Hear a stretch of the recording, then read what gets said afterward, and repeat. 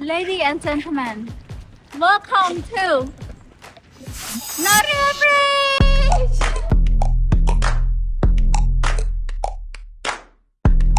ថ្ងៃនេះខ្ញុំត្រូវរត់ half marathon 21 km but somehow I spend more time cheering than running មនុស្សរាប់ពាន់នាក់ក្រោកពីព្រលឹមនៅក្នុងថ្ងៃនេះមានគោលដៅតែមួយឯងអ្នកខ្លះក៏ចង់បាន PB ថ្មី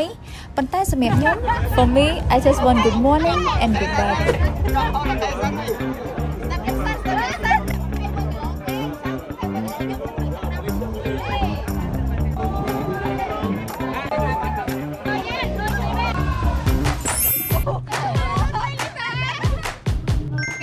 បងមិនទាន់ដឹងថាតើបងត្រូវដាក់ឲ្យអ្នកណាទេថ្ងៃនេះ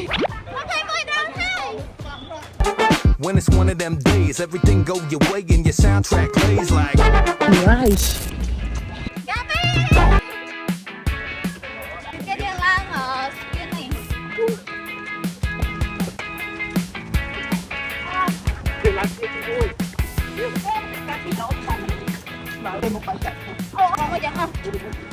Welcome to Naria Bridge.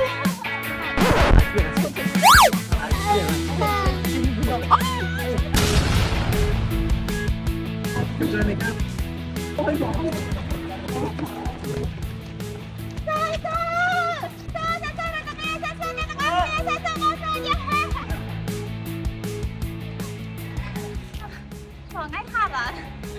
Anh Hạt là gratis.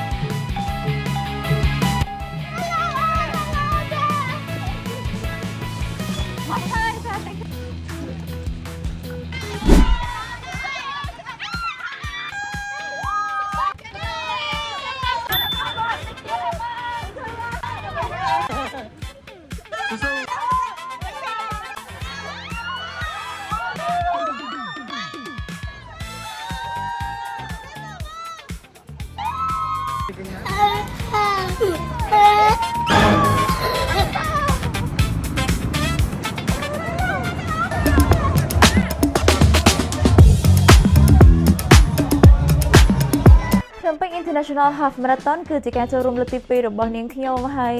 មិនសូវជាខុសពីឆ្នាំមុនទេរៀងរវល់ដែរប៉ុន្តែឆ្នាំនេះគឺផាសខុសពីឆ្នាំមុនត្រង់ថាខ្ញុំទទួលបានក្តីស្រឡាញ់ច្រើនការរាប់អានដោយអ្នកនរគ្នាបានឃើញពីដើមវីដេអូចូលមានគ្រប់ទម្រង់អ្វីក៏មានដែរហើយ